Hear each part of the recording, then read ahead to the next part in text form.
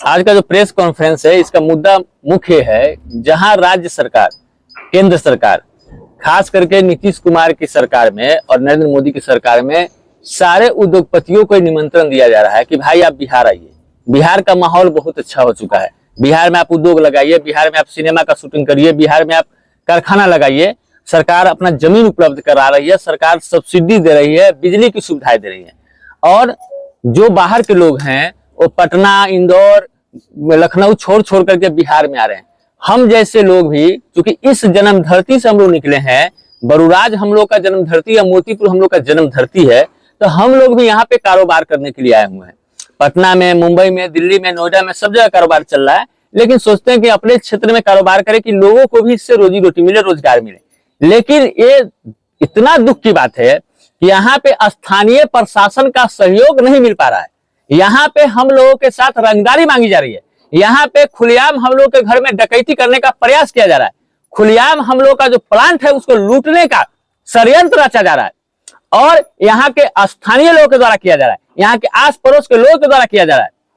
6 जून को, इसी महीने के 6 जून को हमारे यहाँ 8 आदमी बोलेरो से आए, बोलेरो लगाया, वहां यहाँ से 500 मीटर की दूरी पे एक आदमी को अंदर रेकी करने के लिए भेजा। संजोग से हम उस दिन यहाँ दिल्ली से आए हुए थे और पूरे ग्रामीणों को पता है, और रात के 11:30 बजे हमारे घर से आदमी पकड़ाया। हमने स्थानीय थाना को सूचना दिया, स्थानीय थाना आई, उसमें जो एसआई थे उनका नाम था मनीष कुमार, उनका जिप्सी लेकर के आए, उनका मोबाइल नंबर भी मेरे पास है। मनीष कुमार जी उस लड़के को लेकर के गए, बोले हम रात में थाना में इसको रखेंगे, आप कल आकर के आवेदन दीजिए, FIR होगी।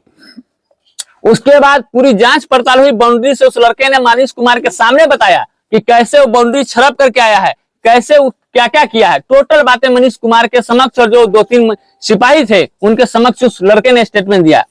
सुबह जब हम अपने लोगों को भेजे थाना पे, तो जो वर्तमान थाना अध्यक्ष है वो कहे कि नहीं, ये पागल है, इसका दिमाग विचलित है, इसको छोड़ दीजिए और ये करिए। फिर हमारे जो लोग थे वो लोगों ने लिख करके आवेदन वहां दे दिया कि ठीक है हम केस नहीं करेंगे मेरे बिहाफ में, और उसको वहां से वापस करके भेज दिया गया। अभी पिछले 3-4 दिनों से हमारे घर की रेकी की जा रही है। हमारे घर पे तरह तरह का हमको धमकी दिया जा रहा है कि आपका कारोबार नष्ट कर देंगे, आपका घर लूट लेंगे, आपका मकान तोड़ देंगे, आपका बाउंड्री तोड़ देंगे। मैं राज्य सरकार से आग्रह करता हूं, मुजफ्फरपुर के स्थानीय प्रशासन से, सीनियर SP से लेकर के मैं थाना अध्यक्ष से, या तो हम जैसे उद्योगपतियों को, हम जैसे उद्यमियों को सुरक्षा दिया जाए, अन्यथा हम लोग अपना कारोबार समेट के चले जाएंगे दूसरे प्रदेशों में। हम लोग महानगरों की तरफ फिर से रुख करेंगे। और बिहार की जो गलत छवि बन रही है, बिहार की जो गलत इमेज बन रही है, ये कुछ असामाजिक तत्वों के द्वारा गुंडागर्दी जो किया जा रहा है, रंगदारी जो मांगा जा रहा है, या तो इसको अविलंब बंद करा जाए, पुलिस की गश्ती बढ़ाई जाए, और पुलिस हम लोग के द्वारा जो दिया जा रहा है आवेदन, उस पे जांच करके गिरफ्तार करे। और पुलिस को ये मैसेज देना पड़ेगा बरूराज विधानसभा में, बरूराज क्षेत्र में, कि बरूराज विधानसभा में कोई भी व्यक्ति आकर के बिजनेस कर सकता है, अपनी रोजी रोटी को 10 लोगों को दे सकता है, वो यहाँ मकान बना कर रह सकता है, यहाँ दुकान खोल सकता है, यहाँ कारखाना खोल सकता है। इसलिए हम तमाम मीडिया के बंधुओं से आग्रह करते हैं कि आप मुजफ्फरपुर जिला प्रशासन को, मैं रात भी, मनीष कुमार, रात भी मेरे घर में बाउंड्री तोड़ने का प्रयास हुआ है, रात भी मेरे घर में डकैती करने का खुलेआम प्रयास हुआ है। मैं रात को 9:30-10 बजे के आसपास में मैंने थाना को, जो SI थे मनीष कुमार, मैंने उनको कॉल किया है, मेरे पास कॉल डिटेल है कि देखिए मेरे साथ ऐसा ऐसा हो रहा है। वो बोले ठीक है हम कल बात करेंगे, हम अभी जस्ट ड्यूटी करके घर आए। मैं थाना के एक और स्टाफ का नंबर था, रामजीत यादव राय हैं, उन पर मैंने कल कहा, वो बोले ठीक है आप आवेदन कर दिलवाइए, हम कार्रवाई करेंगे। मैं आप मीडिया के समक्ष, मीडिया के लोगों से कहना चाहता हूं कि मैं अपनी जान माल और कारोबार की सुरक्षा हेतु मैं थाना में आवेदन भेज रहा हूं, और थाना से आग्रह है कि हम लोग को सुरक्षा प्रदान किया जाए, जिला से आग्रह है कि सुरक्षा प्रदान किया जाए। किसी भी समय हम लोग के ऊपर बम गोली चलता है, कुछ भी होता है, तो यह स्थानीय प्रशासन की जिम्मेवारी होगी। हम अभी 25 से ज्यादा अज्ञात लोगों का नाम रख करके हम आवेदन दे रहे हैं। हम भी अपने स्तर पे जांच पड़ताल कर रहे हैं। हमको जैसे जैसे लड़का सब दिखते जाएगा, ये लड़का था, वो आदमी था, वो व्यक्ति था, वो व्यक्ति था, वो व्यक्ति था, हम थाना को नाम बताते जाएंगे, थाना उस आदमी के ऊपर कार्रवाई करे। नहीं, अगर थाना कार्रवाई नहीं करेगी हम लोग अपना कारोबार समेट के यहाँ से हम लोग चले जाएंगे। मैंने थानाध्यक्ष को फोन लगाया था तो उन्होंने मेरा फोन नहीं उठाया था। मैं रात भी मनीष कुमार को बोला कि आप जब पकड़ के ले गए तो आपने थानाध्यक्ष को क्यों नहीं बताया, तो उन्होंने कहा कि मैंने थानाध्यक्ष को बताया था। थानाध्यक्ष हम ही को डांटने लगे, क्या पागल तागल कहां से पकड़ करके ले आते हैं आप, है ना। और चूंकि हमको उतनी जानकारी नहीं है, अभी हम 2019 बैच से आए हैं तो हम भी अभी धीरे धीरे चीजों को जान रहे हैं, समझ रहे हैं। तो मैं मनीष कुमार के ऊपर कोई दोषारोपण नहीं लगा रहा हूँ। मनीष कुमार ने अपनी सूझबूझ से काम किया। वो आए, उस लड़के को बैठा करके ले गए मेरी आंखों के सामने। मनीष कुमार के समक्ष उस लड़के ने बताया कि किसके कैसे कैसे बाउंड्री से उतरपा है, कितने लोग उसके साथ थे।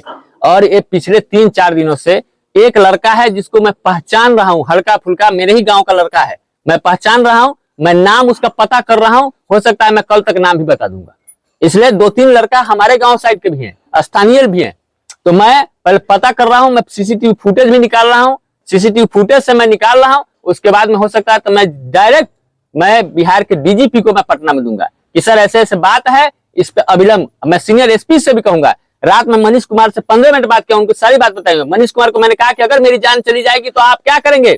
मनीष कुमार ने कहा कि नहीं, इसके लिए व्यवस्था होगा, हाँ इसमें चूक हुई है, उसी समय उस पर कार्रवाई होनी चाहिए थी। मेरा नाम रंजीत झा है। वरीय अधिकारियों को जो है आपने सूचित किया कि नहीं इसके बारे में? नहीं, मैंने अभी तक अपने लेवल से मैंने सीनियर एसपी को या डीजीपी को या डीआईजी को अभी तक मैंने नहीं कहा है। मैं पहले मीडिया को आज बता दिया हूं, मैं अभी थाना में आवेदन भी दे रहा हूं और मैं आज सीनियर एसपी से लेकर के डीआईजी से लेकर सब लोग को बोलूंगा। हो सकता है मैं पटना अगर आज गया तो मैं बिहार के डीजीपी से भी जाकर के मिलूंगा, विनय बाबू से मिलूंगा, उनको मैं सारा डिटेल बताऊंगा। क्या मांग करते हैं जिला प्रशासन? सुरक्षा। हम कारोबारियों को क्या चाहिए, हम लोग को सुरक्षा चाहिए, माहौल यहाँ पे अच्छा चाहिए, जैसा माहौल नीतीश कुमार ने बनाया है कि सब लोग बाहर से अट्रैक्ट होकर यहाँ रहे काम करने। और कुछ असामाजिक तत्व, कुछ गुंडा लोग अगर बाहर बिगाड़ रहे हैं तो सरकार और प्रशासन उसके खिलाफ कार्रवाई करे। नहीं तो हम अगर एक भागेंगे, मेरे पीछे 10 लोग भागेंगे, 10 लोग के पीछे 100 लोग भागेंगे, फिर बिहार में वही सुखाड़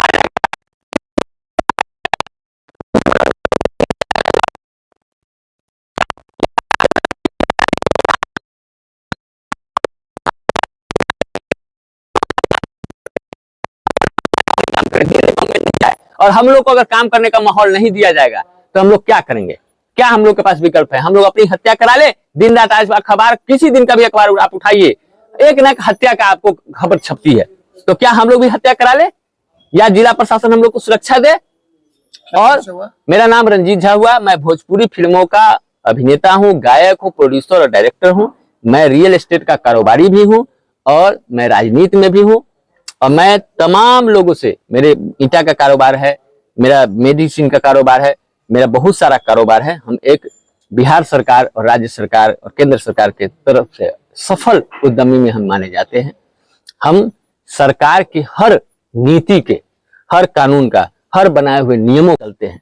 लेकिन अगर हमको दिक्कत हो रही है तो हम अपनी आवाज आप मीडिया के माध्यम से सरकार तक पहुंचाना चाहते हैं कि सरकार इस स्तर पे काम करे।